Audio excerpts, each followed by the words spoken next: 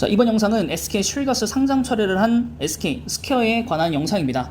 자, 페드에서 빅스텝을 단행하자 IPO 시장이 냉각을 했고, 또한 회사채 발행까지도 지금 머뭇거리게 만들고 있습니다. 올해 공모한 것들 중에서 여러 개가 있긴 하지만 제일 이제 성공을 했다라는 것이 LG에너솔루션, 이거 이외에는 그렇게 성공했다고 볼 수 있는 종목들이 별로 없고, 공모가 하단 이하를 적어내서 공모를 진행한 회사들도 있고, 자진 철회를 SK 쉴더스처럼 한 회사들도 세 가지 회사가 있었습니다. 하지만 이제 대명에너지 같은 경우에는 이제 상장을 합니다. 다시. 그래서 5월 16일에 상장을 하게 되었습니다. 자, 그러면서 여기에 SK 쉴더스, 약간 대연하고 느껴졌었던 SK 쉴더스가 상장 철회를 하면서부터 후발주자들 사이에 좀 당황한 기색이 좀 여력한데요. 특히 후발주자, 원래는 이게 선두주자였는데 후발주자로 순서가 바뀐 원스토어 입장에서는 SK 쉴더스의 상장 철회가 달갑지 않습니다. 특히나 같은 이제 모회사를 갖고 있었기 때문에 이것이 어떻게 작용할지 호재는 아니겠죠. 네, 그래서 투자 심리에 영향을 받을 수밖에 없고요. 국내 이동통신사 3사와 네이버가 의기투합해서 만든 토종 앱마켓이고 15% 점유율을 확보하고 있으면서 애플에 그리고 구글에 밀리지 않도록 지금 여러 가지 사업들을 같이 좀 하고 있습니다. 자, 그 이후에 현대사무중공업도 이제 상장할 예정인데 그것이 연내 상장이었다가 2024년도로 2년 연장이 됐습니다. 특히나 원자재 급등 때문에 실적 리스크를 감안해서 상장 처리를 하는 것보다는 미루는 게 낫겠다 싶어서 2년 뒤로 밀어버렸고, 두산중공업, 하나솔루션, SK멀티레저 같은 경우에는 회사채를 발행하려다가 보류를 하거나 연기를 해버렸습니다. 그리고 연기금, 보험사, 금융기관에서 운용사에서 참여를 좀 꺼렸기 때문에도 있었습니다. 또한 단기 시장을 많이 찾고 있는데 CP가 이제 1년 미만의 CP라고 합니다.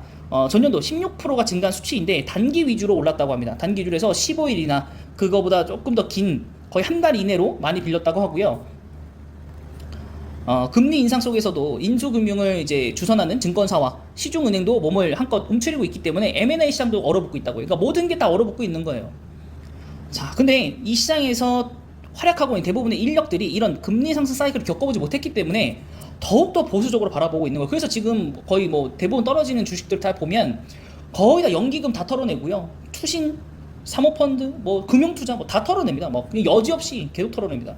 외국인 3에도 불구하고. 그래서 지금 주식시장이 더 망가져가는 이유도 있습니다. 기관들에서 도와주질 않아요.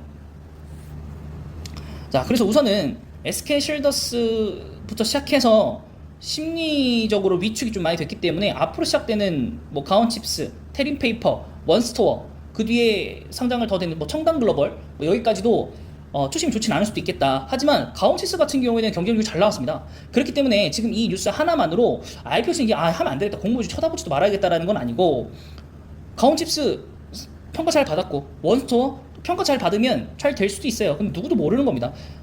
우리가 언제 SK 쉴더스가 설마 철회를 하겠냐라고 했었고, 아무리 고평가라고 할지언정 상장은 하겠지, 공모가 하단으로라도 하겠지라고 생각을 했는데 철회를 해버렸듯이 원스토어도 안 좋을 거야 라고 했는데 상장을 할 수도 있습니다. 그래서 그거는 시를 조금 더 두고 봐야 될 것 같고요. 근데 그것이 아니더라도 SK 스퀘어에 관한 모멘텀은 많다라고 볼 수 있습니다. 자, 그렇기 때문에 첫 번째, 다음 주부터 수요 예측이 시작이 되는 원스토어, 일단 모멘텀이 있고요. 물론 부정적 시각이 있겠지만은 이틀 뒤에 기관들의 수요 예측이 대박이 난다면, 그리고 보호 예수 물량이 대박이 된다면 수요일부터라도 올라갈 수 있습니다. 그래서 저는 그렇게 크게 부정적으로 아직까지는 좀 볼 필요는 없겠다. 물론 지금 떨어진 4%가 있기 때문에 4%가 다시 올라가도 하더라도 좀 쌤쌤이긴 하지만 좀 기다려 봐야죠. 어쩔 수 없으니까. 일단은 수익이 안 나는 것보단 본전까지 올라오는 게 좋으니까요. 그게 있을 거고, 두 번째는 이제 결국엔 5월달이고 원스토어가 상장하기 전까지 오른다는 가정하에 5월이 거의 끝날 겁니다. 그러면 6월로 가면 이제 3분기를 바라봅니다. 3분기를 바라보면 뭐가 보이느냐? 가상화폐를 발행하는 게 보입니다. 자, 그렇기 때문에 이 기사를 갖고 왔는데, e스포츠 선수단 유니폼에 로고가 새겨지고요.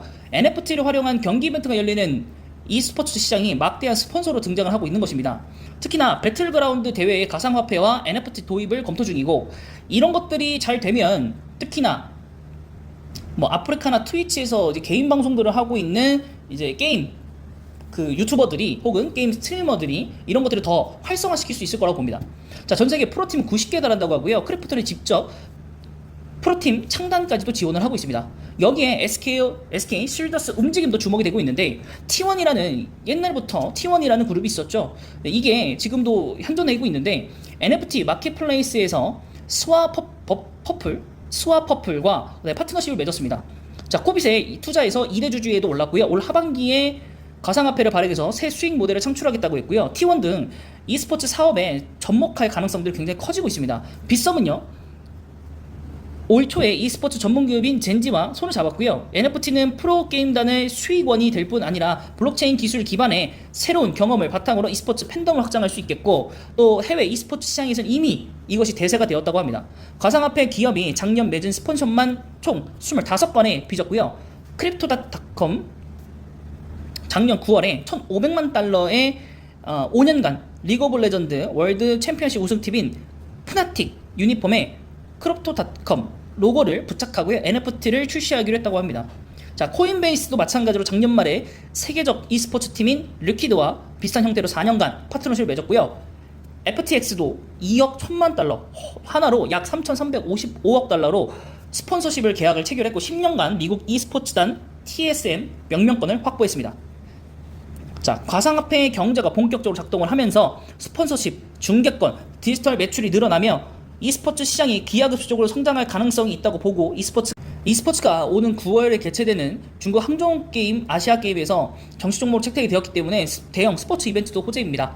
하지만 좀 안타깝게도 중국 항저우가 밀렸습니다. 아시안게임이 무한 연기이고요. 이게 또 내년에 열릴 수도 있고, 지금 축구도 마찬가지고 이제 나이에 제한이 받는 종목들은 지금 굉장히 머리가 아프다고 하고, 특히나 이제 국가대표를 다시 선발해야 되기 때문에 선발전도 다시 해야 돼서 선수들이 굉장히 심리적으로 좀 안 좋다고 합니다.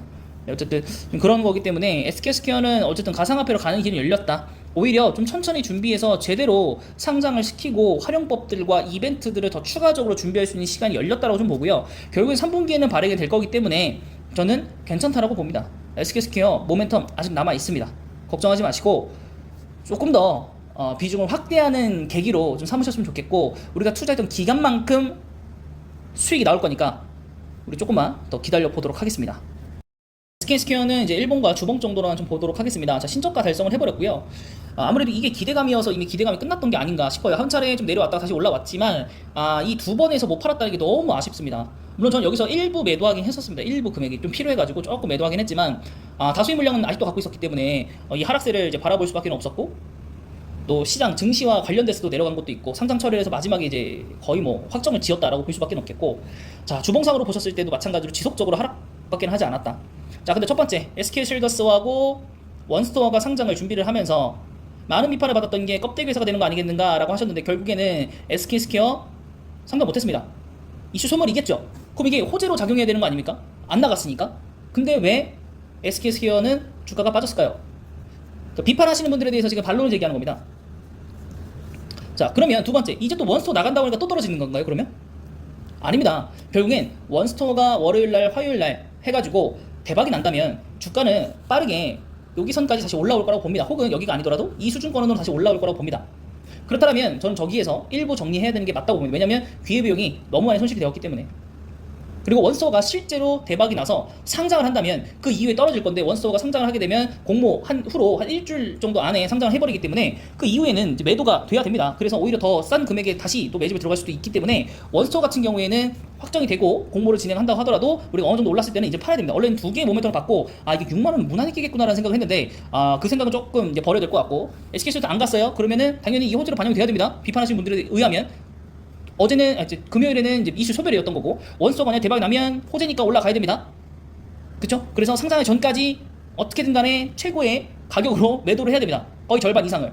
그리고 나서 원스토어 상장을 하면서 떨어지면 그때 다시 한번 매수로 들어가는 겁니다. 왜냐? 3분기에 가상화폐가 발행이 될 것이기 때문에. 이해되시죠? 네. 그래서 그렇게 한번 우리가 계획을 한번 짜보는 걸로 해보고, 정말 저를 믿고 투자하셨던 분들이 계시다면 정말 죄송하다고 말씀드릴 수 있을 것 같고, 정말 주식이라는 건 참 예측하는 것도 어렵고, 또 그 예측이 들어맞는 것도 되게 어렵습니다. 당연하다고 생각했던 것들이 안 되니까, 네, 좀 죄송스럽고, 또 차근차근 또 이제 같이 좀 알아보면, 저도 매수하고 있는 종목이니까, 네, 같이 좀 물타기도 한번 해보고, 또 좋은 정보들도 공유를 계속 해드릴 테니까, 네, 한번 쭉 기다려 보는 걸로 해봅시다. 이제 손절하는 거 너무 아쉽잖아요, 그죠? 네, 그래서 이번 영상 여기까지고요. 영상이 마음에 드셨다면 구독과 좋아요, 그리고 댓글까지 부탁드리겠습니다.